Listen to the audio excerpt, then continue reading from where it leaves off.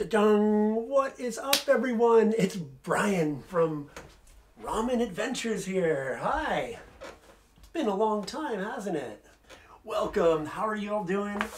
Here I am. This is my home in Tokyo, Japan. Welcome. Hashtag stay home.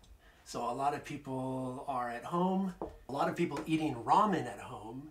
And maybe they're even using my cookbook, Ramen at Home. Didn't plan it. Or maybe you're using my book, Ramen W Domu. Check this out. My book got translated into Polish. What? Super interesting. Anyways, any fans in Poland? Grab it. Ramen, I don't know how to pronounce it. Ramen Wu Domu? Domu? I don't know. Ramen at home. How cool is that? Here I am at home. Q&A. I got some questions, some answers, and why don't you join me for dinner at home? Did I cook a delicious homemade bowl of ramen using my book, Ramen at Home? No, I didn't actually. Because I want to show you something that I think is kind of interesting in Japan, is the soupless maze soba, yakisoba style instant ramen in Japan. So I went to the convenience store just now and I got, here you go, we got a nice pack of sauce yakisoba. Looks nice, super cheap. The famous, infamous UFO, the gold standard. Nakiryu, the Michelin-starred ramen shop up in the Otsuka area of Tokyo. And they have a shiru nashi tantan men, so a soupless tantan men. This one, it's made with a chicken oil, or has a chicken oil aroma. Don't know what that means. And like a spicy sauce. So yeah, looks kind of good. All right, what's going on here? This is karaso de karakunai skoshi karai rayu soba. Okay, I don't really understand what it's saying. It's saying like it looks spicy, but it's not that spicy. It's just a little spicy. Rayu. Rayu is the spicy oil. Abura soba, so oil noodles. Soupless style. I don't know. Looks good. Abura soba, but this is from Bubuka. And Bubuka, I believe they created abura soba. They're this shop up in Kichijoji, and it's this oily, soupless noodle.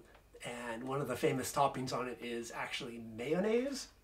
So this one comes with some mayonnaise, apparently.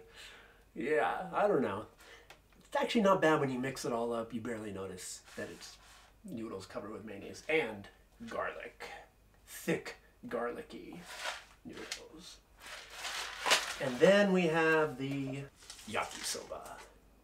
It's about 544 calories, so you know, it's a good meal. But, boom! Check this one out. It's the same yakisoba, cho omori, super big size, 2,142 calories. Yakisoba, instant yakisoba. Yeah, is it still 3 minutes? 3 minutes. 1,300 milliliters of water. Good Lord. I've never seen anything like this. This came out about a year ago, sometime in 2018, 2019. And I bought a couple. I have never tried it. It's a full day of calories right there. So, let's make it. Let's crush it.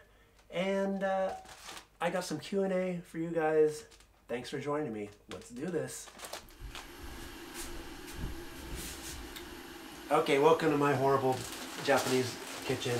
It's not horrible, but it's very small.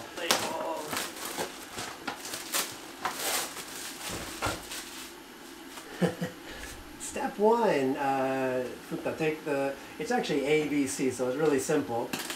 Open, and ooh, okay, here are the packets. Oh, can you see it? All right. So, here's how you make these. You take the sauce packets out. This one looks like dried meat and these little pellets. And this is the sauce packet. Oh my gosh. And here we have the furikake, like the little sort of topping, and kosho? I don't know. Spice. Spice. So we got some spice. All right. Now the directions say, so add this one in. Oh my gosh. Oh. Okay. Oh. Can you see that? Oh, don't drop it down. Add the hot water, 3 minutes. Wait 3 minutes. Strain it, and then add the other stuff and mix it up. Okay, 1 liter boiling hot water here. 300 mil. Okay, that's good. 3 minutes. Stop. 2,142 calories. And then just, wow. So strain out all the water. All right. Take the top off. And sauce. And oh, the sauce goes in. It actually doesn't look like that. It doesn't look that big. That spice here.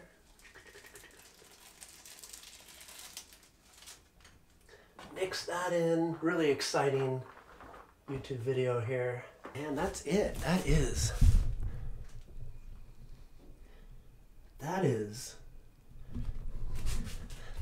2,142 calories of yakisoba. And, oh, let me turn that light on. Maybe, I don't know if this is necessary. Okay, so, you know what? I'm gonna crush this, and I've got a Zoom dinner set up. So, hit that fast forward button. Let's see how long it takes me to crush 2,000 calories of yakisoba.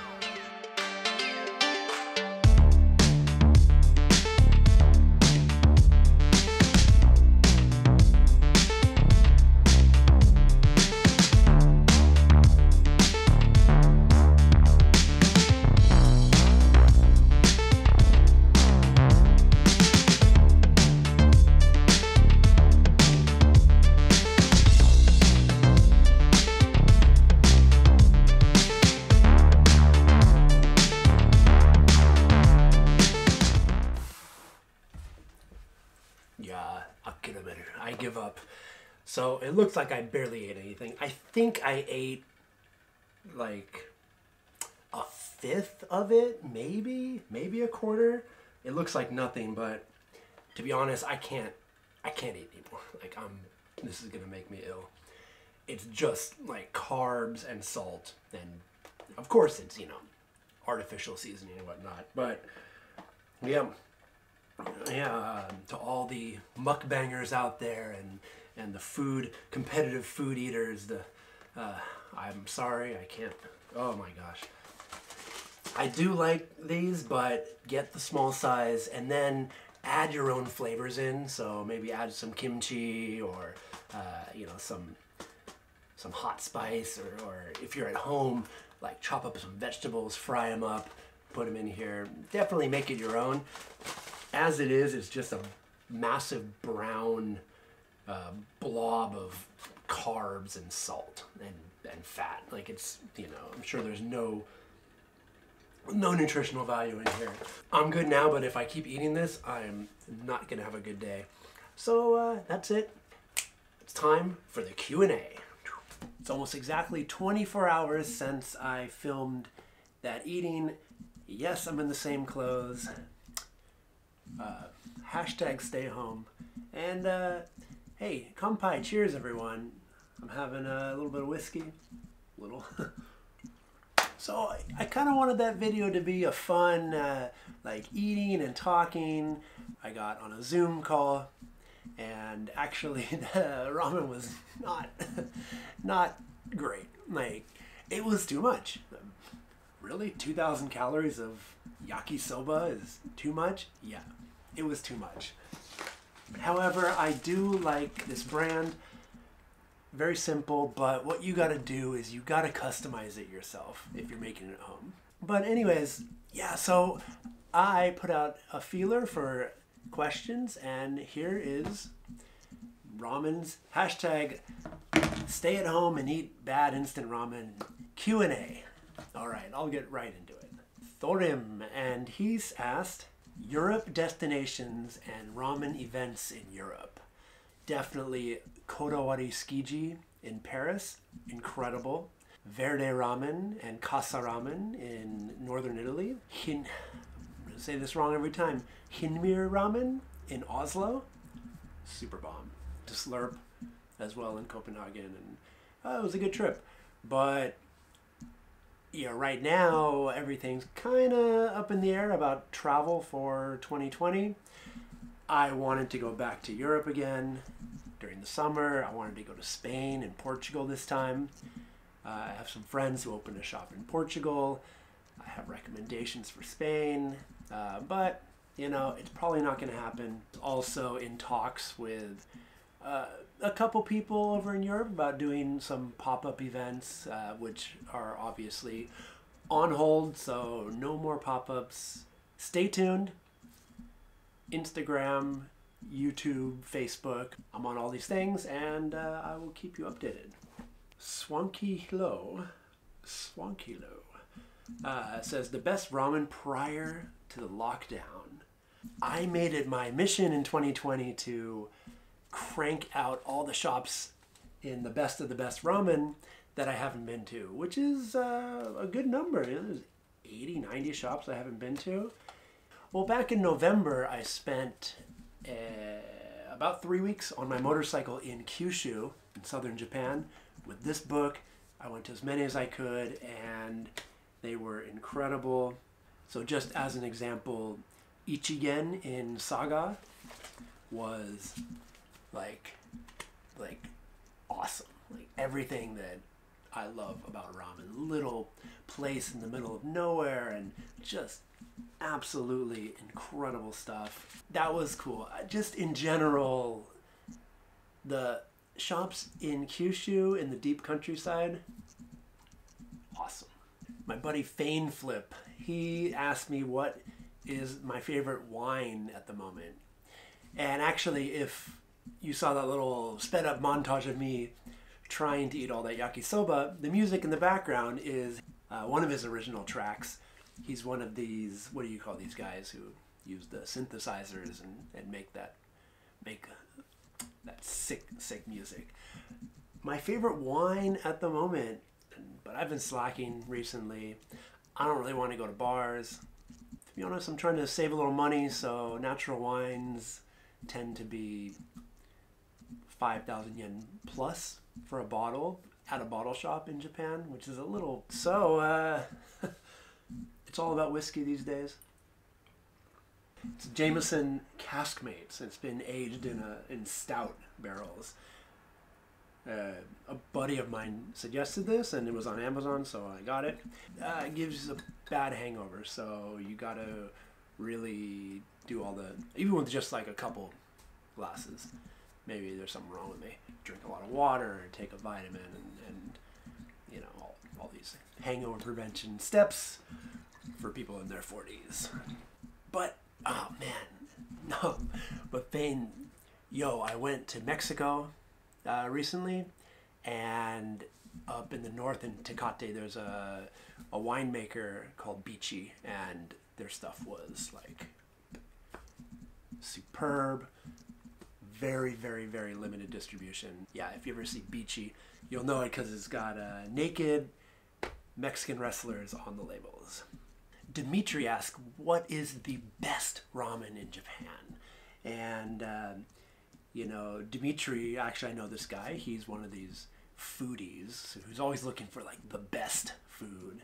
So, you know, someone who, for this guy Dimitri, you know, he's always got the Michelin guide with him or the world's 50 best restaurants. And he's into that sort of thing. But, you know, when it comes to ramen or, you know, BQ gourmet, the Michelin does have a section with Michelin stars and Bib Gourmand for ramen. But to be honest, I recommend picking up the best ramen.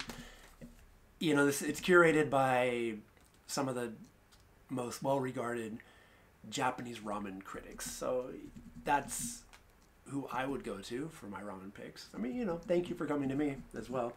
Specifically for Dimitri and kind of foodies like him, you know, I'd say use these guides that are available, but, you know, kind of branch out on your own. Ask locals.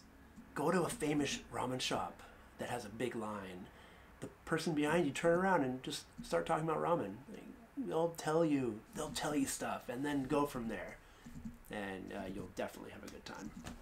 Thanks for the question, Dimitri. Next question from Astro Boy.